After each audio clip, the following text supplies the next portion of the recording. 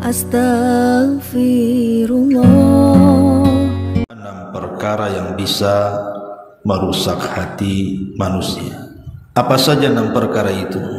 Dan kenapa pembahasan ini sangat penting? Karena kita tahu bahwa rusaknya hati itu akan merusak badan dan lisan seseorang. Dan itu berdasarkan hadis yang ma'ruf, ala wa inna fil jasadi mudghah idza saluhat saluhal jasadu kulluh wa idza fasadat fasadal jasadu kulluh ala wahiyal qalb. Di dalam tubuh manusia itu ada segumpal daging. Kalau dia baik maka akan memperbaiki semuanya. Tapi kalau dia jahat maka akan mencelakakan semuanya. Itulah hati manusia. Dari hadis ini kita tahu bahwa hati itu penentu. Sebagaimana perkataan Imam Ibnul Qayyim rahimahullahu ta'ala, al-qalbu kal malik. Hati itu seperti raja. Dialah yang kemudian mengatur segalanya. Kalau hati mengatakan kepada mata, pandanglah yang haram, maka mata akan memandang yang haram. Kalau kata hati, pandanglah yang baik, maka mata pun akan memandang yang baik. Kalau hati mengatakan kepada kaki, langkahlah ke tempat haram, maka kaki akan melangkah ke tempat haram. Begitu juga kalau hati mengatakan langkahkan kakimu ke tempat yang baik, maka kaki pasti akan melangkah ke tempat yang baik, dan begitu seterusnya. Itulah posisi hati. Makanya kenapa dalam Islam amalan hati itu jauh lebih mulia dibandingkan amalan badan. Amalan hati itu lebih mulia jauh dibandingkan amalan badan. Bahkan amalan badan dan lisan sekalipun diterimanya itu dikarenakan karena amalan hati. Karena amalan hati itu penentu masalahnya. Lah, dari sini kita tahu tentang pentingnya pembahasan ini. Jangan sampai hati kita rusak. Ma'asyiral muslimat yang dimuliakan Allah Subhanahu wa taala. Lalu apa saja 6 perkara yang bisa merusak hati itu? Ini dirangkum dari ucapan seorang imam tabi'in, imamnya para tabi'in, Hasan al-Basri rahimahullahu ta'ala. Qala al-Hasan al-Basri rahimahullahu ta'ala, fasadul qulubi mutawalladun min 6 asya'a. Rusaknya hati itu dilahirkan karena 6 perkara. Yang pertama, yudhnibuna bi raja'i taubati. Mereka melakukan dosa dengan harapan mendapatkan tobat. Yang kedua, wa yata'allamuna al-ilma wa la ya'maluna bi. Mereka belajar ilmu agama tetapi tidak mau mengamalkannya. Yang ketiga, wa idza amilu la yukhlisun. Kalaupun mereka mau mengamalkan ilmunya, mereka tidak ikhlas dalam pengamalannya. Yang keempat, wa ya'kuluna rizqallahi wa la yashkurun. Mereka memakan rizki Allah tapi mereka tidak pernah bersyukur. Yang kelima, la yardawna bi kismatillahi azza wa jalla. Tidak pernah merasa puas dan redha dengan pemberian Allah Subhanahu wa taala. Dan yang terakhir, yang nomor 6, wa yudfinuna mautahum wa la ya'tabirun. Mereka menguburkan orang-orang mati di sekitar mereka, tapi tidak pernah mengambil ibrah dari kematian. Inilah 6 perkara yang kita akan jelaskan, dirangkum dari perkataan Al-Imam Al-Hasanul Basri rahimahullah ta'ala. Yang pertama, yudhnibuna bi raja'i taubati. Yang merusak hati adalah mereka melakukan dosa dengan harapan mendapatkan taubat. Ini bahaya, dan ini yang paling banyak di masyarakat, di mana orang-orang yang melakukan maksiat kepada Allah Azza wa Jalla, entah mereka tidak salat, artinya meninggalkan kewajiban, entah mereka tidak puasa Ramadan, entah mereka tidak menunaikan zakat, entah mereka sudah sanggup haji tidak haji, atau terang-terangan melakukan maksiat seperti minum khamar, judi, zina, dan yang semacamnya. Terkadang kalau diingatkan itu, kapan lu tobat? Kapan kamu mau tobat? Ah, nanti aja, masih ada waktu, saya kan masih muda, nantilah usianya kalau sudah dekat-dekat 60-70 tahun baru saya tobat katanya. Atau nantilah habis umroh, habis haji katanya. Kenapa bisa orang itu kemudian mengungkapkan kata-kata seperti itu? Kalau disuruh tobat itu gayanya nanti-nanti, lagunya nanti-nanti. Ah, nantilah, kan masih ada waktu, saya kan masih muda belum tua. Ya tadi karena hatinya rusak, hatinya sudah rusak, di mana mereka melakukan dosa itu biraja'i taubati, karena ada harapan, oh nanti juga kan ada waktu bisa tobat. Bukankah Allah itu Ghafur? Bukankah Allah itu Rahim? Allah itu Maha Pengampun, Allah itu Maha Penyayang katanya. Akhirnya meremeh-remehkan dosa karena keyakinan seperti itu karena rusaknya hati. Dia tidak tahu bahwa ketika dia mengucapkan kalimat seperti itu, bahwa apabila kemudian kita katakan kapan kamu taubat, kemudian dia mengatakan ah nanti dulu, usia saya masih panjang, nanti dulu, saya belum haji, belum umrah, dan begitu seterusnya. Dia tidak paham bahwa dia tidak tahu usia dia sampai kapan. Kematian orang itu kan tidak tahu. Siapa yang tahu kematian orang? Wa ma tadri nafsum madza taksibu ghadan wa ma tadri nafsum bi ayyi ardin tamut, kata Allah. Jiwa itu loh tidak tahu apa yang terjadi besok pagi, dan jiwa juga tidak tahu tempat kematiannya di mana. Makanya kenapa para ulama mengatakan jangan menunggu-nunggu tobat. Kalau bisa hari ini berdosa, hari ini juga tobat. Kalaupun besok harus berbuat dosa lagi, ya tobat lagi. Jangan dosanya hari ini, tobatnya minggu depan, gitu maksudnya.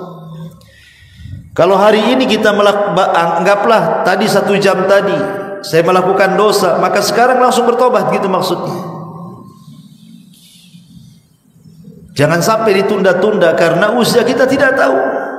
Jangan sampai kita mati membawa dosa kepada Allah Subhanahu wa ta'ala. Sering saya katakan, dosanya iblis itu berapa kali sehingga dia diusir dari sorga? Dosanya iblis itu cuma 1 kali aja, di mana Allah Subhanahu wa ta'ala ketika memerintahkan iblis untuk sujud kepada Adam, tak mau. Itu aja dosa dia. Dia tak mau sujud kepada Adam karena perintah Allah. Pertanyaannya, kenapa iblis tak mau sujud? Karena di kepalanya ada syubhat, di mana dia merasa lebih baik dibandingkan Adam karena dia dicipta dari api, Adam dari tanah. karena merasa baik dialah, akhirnya ujub, sombong dan takabur. Sebab itulah dia tak mau sujud. Jadi dosanya iblis cuma satu, tak mau sujud karena perintah Allah. Itu pun disuruh sujud 1 kali saja, dia tak mau. Sebab itulah iblis diusir dari surga. Kita ini kadang-kadang meninggalkan sujud berapa kali kita tak tahu juga. Itu pun mengharap ingin masuk surga. Iblis tidak sujud 1 kali dikeluarkan dari surga, kita pula tak sujud berkali-kali ingin masuk surga. Adam alaihi salatu wassalam juga dosanya 1 kali saja itu, karena gara-gara memakan buah larangan. Kemudian keselak, baru dia ingat bahwa buah itu tak boleh dimakan. Itu saja sudah menjadikan Adam terusir dari sorga. Qulna bitu minha jami'ah. Qulna bitu minha jami'ah. Keluar kalian semua. Coba bayangkan, Adam melakukan dosa 1 kali, dikeluarkan dari sorga. Kita pula melakukan dosa berkali-kali, tah berapa kita tidak bisa menghitungnya, pun ingin masuk ke dalam sorga. Padahal sorga itu tidak dimasuki kecuali orang-orang yang bersih dari dosa. Masyarul muslimat yang dimuliakan Allah subhanahu wa ta'ala, maka diantara tanda rusaknya hati adalah meremehkan dosa. Karena sebuah harapan masih ada waktu untuk bertobat. Sebenarnya bagus. Bagus orang itu mengharap ingin tobat. Yang tidak bagus itu mengakhir-akhirkan tobat. Kalau ada terbentik dalam hatinya ingin tobat, berarti ada kesadaran dalam hatinya. Yang tidak bagus itu kalau seandainya tobatnya diakhir-akhirkan. Kapan lo tobat? Tunggu habis nikah. Habis nikah masih juga dia maksiat. Katanya habis nikah mau tobat. Tunggulah nanti habis umroh. Sudah umroh nih, masih juga buat maksiat. Kapan lo tobat? Tunggulah nanti sampai usia saya 40. Udah 40 tahun masih juga. Tunggulah, akhirnya mati ya sih. Ceritanya tunggu saja tuh. Ini yang pertama. Yang kedua, wa ya'malunal ilma wa la ya'maluna. Mereka mempelajari ilmu agama tapi tidak untuk diamalkan.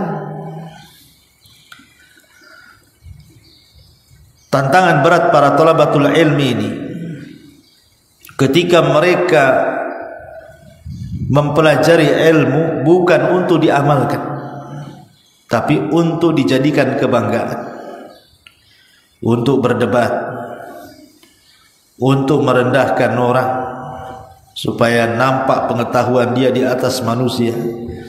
Bukan itu tujuan belajar. Ibu datang kemari, duduk di majelis taklim seminggu sekali, atau di tempat lain seminggu sekali, atau di tempat lainnya. Terkadang ada ibu itu yang bisa ngaji dalam seminggu itu di 4-5 tempat. Untuk apa coba? Datang jauh-jauh ke pengajian dulu untuk apa? Tujuan kita ngaji itu kalau pulang dapat bekal jadi amalkan. Itu tujuannya. Karena rusaknya hati, kata Hasan Al-Basri, ketika orang belajar tidak ada niat untuk mengamalkan pengetahuannya.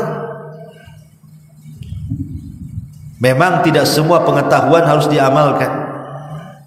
Seperti ibu punya pengetahuan tentang haji, tetapi kan ibu tidak bisa haji karena tak ada duit. Ya terpaksa kan gugur haji bagi ibu. Jadi tidak semua yang ibu ketahui harus diamalkan, tetapi minimalnya yang bisa diamalkan, amalkan. Yang tidak bisa diamalkan karena tidak punya kesanggupan, maka bertakwalah kepada Allah subhanahu wa ta'ala semampu kita. Fattaqullaha mastata'tum, bertakwalah kalian semampu kalian. Kemudian yang ketiga, wa idza amilu la yukhlisuna, walaupun mereka mau mengamalkan pengetahuannya tapi tidak ikhlas, alias riya. Ini penyakit hati. Riya itu penyakit hati. Makanya sering saya contohkan bagaimana kisah Zainul Abidin rahimahullahu ta'ala. Zainul Abidin ini dikenal dalam sejarah orang yang banyak memberikan sedekah, tetapi sedekah yang diberikan Zainul Abidin ini sadaqatus sir, sedekah yang tidak terang-terangan. Tidak ada yang tahu kalau Zainul Abidin ini dia bersedekah. Kenapa? Karena sedekahnya tengah malam, ketika manusia sedang tertidur, dia menggendong gandum kemudian meletakkan di depan setiap fuqara wal masakin sebanyak 70 pintu setiap malamnya. Diletakkan satu di sini, diletakkan satu di sana, diletakkan satu di sana lagi. Subhanallah. Setiap orang miskin ini besoknya membuka pintu sudah ada makanan tuh di depannya tuh. Enak enggak? Enak lah. Buka pintu udah ada beras di situ kan. Enggak perlu beli-beli. Tapi walaupun demikian, Zainul Abidin ini masih dicela orang. Dan dikatakan orang kaya bakhil katanya. Mereka tidak paham siapa yang selama ini memberi makan di depan rumah-rumah mereka. Begitulah manusia tidak bersyukur. Mereka mencela orang yang memberinya karena ketidaktahuan. Lihat Hasan Al-Basri, dia tidak dikenal di mata manusia, justru manusia mencelanya, tapi dia sangat terkenal di langit di hadapan Allah dan para malaikatnya, karena ketika dia bersedekah hanya dia dengan Allah yang tahu. Orang-orang tidak tahu. Dan itulah keikhlasan namanya. Ikhlas itu amalan yang hanya semata-mata Allah saja yang tahu dan ditujukan kepada Allah. Ketahuannya adalah ketika Zainul Abidin sudah meninggal, Bu, kemudian dimandikan. Saat dimandikan itulah yang memandikan bercerita bahwa di bahu Zainul Abidin itu penuh dengan kapalan karena banyak memanggul sesuatu. Dan setelah sepeninggalnya tidak ada satu gandum pun berada di depan rumah para fuqara wal masakin. Dari situ tahu siapa yang selama ini bersedekah kepada mereka. Lah itulah ikhlas namanya. Ikhlas itu menyembunyikan cukuplah kita yang tahu dengan Allah Azza wa Jalla. Karena yang merusak hati itu kalau sudah mereka mengamalkan sesuatu tetapi ingin dilihat orang, ingin dipuji orang, ingin dinilai orang, dan begitu seterusnya. Wa idza amilu la yukhlisuna. Kemudian yang keempat, wa ya'kuluna rizqallah wa la yashkur. Mereka memakan rizki Allah tapi mereka tidak pernah bersyukur kepada Allah. Ada manusia-manusia itu, Bu, yang tidak pernah bersyukur kepada Allah Subhanahu wa taala. Seperti dulu pernah saya jelaskan ketika kita membahas kitab Tauhid, ada orang-orang yang tidak bersyukur kepada Allah Azza wa Jalla. Contoh, ibu naik motor, dibonceng tukang ojol, tukang ojek, atau naik taksi online. Tiba-tiba kemudian dari yang berlawanan arah ada motor lain, ada mobil lain, hampir tabrakan. Tetapi Allah selamatkan ibu dan sopirnya. Tiba-tiba ibu katakan, kalau bukan karena kamu, tentu habis kita di sini. Kalau tentu karena kepiawaian kamu, karena kecerdasan kamu nyetir tadi, aduh, saya sudah di Tamiang mungkin. Lah menasabkan keselamatan kepada sopir, menasabkan keselamatan kepada tukang ojek ataupun tukang taksi dengan mengatakan karena kecerdasan mereka ibu selamat, itu namanya tidak bersyukur dengan rizki Allah. Keselamatan itu rizki yang kasih itu Allah, bukan karena sopir tadi. Harusnya ibu jangan ngomong kalau bukan karena kamu, tapi ibu katakan kalau bukan karena Allah kemudian kamu. Nah, gitu bahasanya. Coba kalau tidak ada Allah kemudian kamu, habislah saya. Nah, itu bahasa yang benar, supaya kita tidak melupakan Allah subhanahu wa ta'ala yang memberikan rezeki kepada kita. Pokoknya apapun masalahnya, bu, jangan tinggalkan Allah. Kalau bukan karena Allah, kalau bukan karena Allah, itu penting tuh.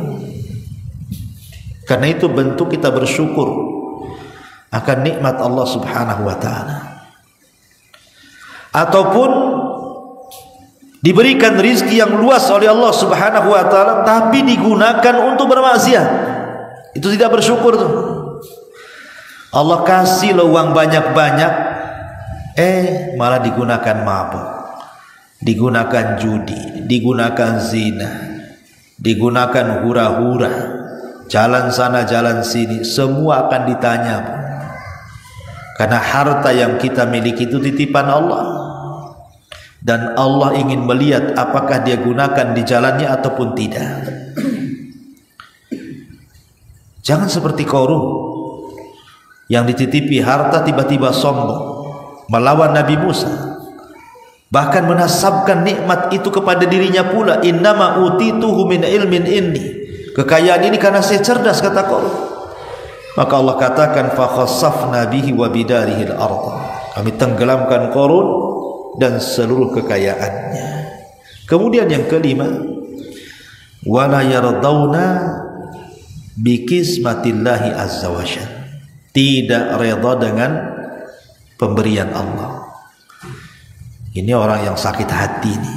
Orang yang rusak hatinya adalah tidak rela, tidak reda dengan pemberian Allah. Seorang muslim itu harus qanaah. Qanaah itu reda, ikhlas apapun yang Allah berikan. Karena terkadang ada orang-orang yang sengaja Allah subhanahu wa ta'ala fakirkan, sebab kalau dia kaya makin melampaui batas. Seperti Allah mengatakan, kalla innal insana la yatgha an ra'ahu istaghna. Terkadang manusia itu melampaui batas ketika dibentangkan rezeki kepada dia. Ada orang yang memang sengaja diberikan kekayaan oleh Allah, sebab kalau dia fakir, jahat dia, kufur dia. Karena banyak orang-orang fakir ini melakukan kejahatan, melakukan kekufuran dan kesyirikan. Jadi ada orang-orang yang sengaja Allah buat kaya, dan tidak Allah buat miskin, sebab kalau miskin dia rusak. Ada orang-orang sengaja Allah buat dia miskin, sebab kalau Allah berikan kekayaan melampaui batas dia. Ada orang-orang diberikan sakit, sebab kalau sehat jahat dia. Ada orang-orang diberikan kesehatan, sebab kalau dia sakit makin jahat dia. Tidak bersyukur kepada Allah azza wa jalla. Jadi semua itu tidak lepas daripada hikmah, tidak lepas daripada hikmah yang Allah azza wa jalla berikan kepada kita. Makanya kalau hati ingin tenang, jadilah hamba Allah yang qanaah, menerima pemberian Allah subhanahu wa ta'ala. Sedikit diberi alhamdulillah, banyak diberi alhamdulillah. Sebab kalau kita menerima sesuatu pemberian dengan ikhlas, itu hasilnya akan berkah. Terkadang yang sedikit ini cukup, dan terkadang yang banyak pula tak cukup. Begitulah qanaah itu.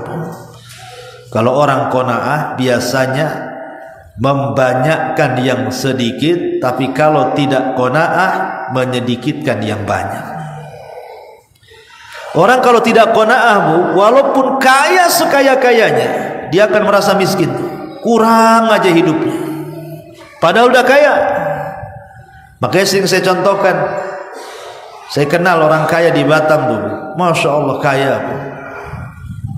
Sekali kena corona,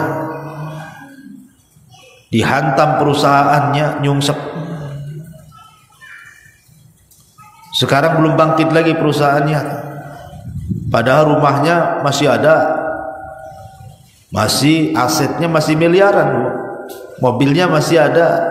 Mobilnya bukan mobil jelek-jelek, mobil mahal-mahal, mobil miliaran tuh. Tapi kalau duduk ngobrol, Bu, Masya Allah, kayak orang kerem, kayak orang miskin, persis kayak orang miskin. Padahal masih kaya, hanya karena tumbang usahanya saja. Tidak seperti dulu lah, kalau dapat uang itu wah miliaran gitu ya. Tapi Allah uji, hanya dicabut usahanya, uangnya masih banyak, rumahnya masih ada, kendaraannya masih ada. Tapi kalau sudah ngobrol, ngeluhnya, Bu, kayak orang hidup di rumah liar, Bu. Orang hidup di rumah liar aja tidak pernah ngeluh-ngeluh dia. Masih ada senyumnya, masih ada tertawanya, masih bisa lelap tertidur, masihlah dia bisa tertawa terbahak-bahak. Ini orang satu, ini orang kaya, ini senyum aja tidak. Ngeluhnya yang banyak, stresnya nampak di kepalanya. Subhanallah. Kadang ada orang kalau tidak qanaah tuh kayak gitu, padahal hartanya masih banyak tuh. Makanya saya katakan tadi, kalau orang qanaah itu membanyakkan yang sedikit, tetapi kalau orang yang tidak qanaah itu justru menyedikitkan yang banyak. Banyak hartanya tapi tetap sedikit di mata dia. Itu kalau tidak qanaah. Ya. Dan yang terakhir, wa yudfinuna mautahum. Mereka menguburkan orang-orang mati di antara mereka, wala ya'tabirun, tetapi tidak mengambil pelajaran. Ada orang-orang mati itu jelas-jelas dia yang memandikannya, dia yang mengkafaninya, dia ikut juga mengantarkan kerandanya sampai di kuburan, dia pula yang masuk ke lubangnya, dia pula yang ikut menguburkan dengan mencangkul tanahnya.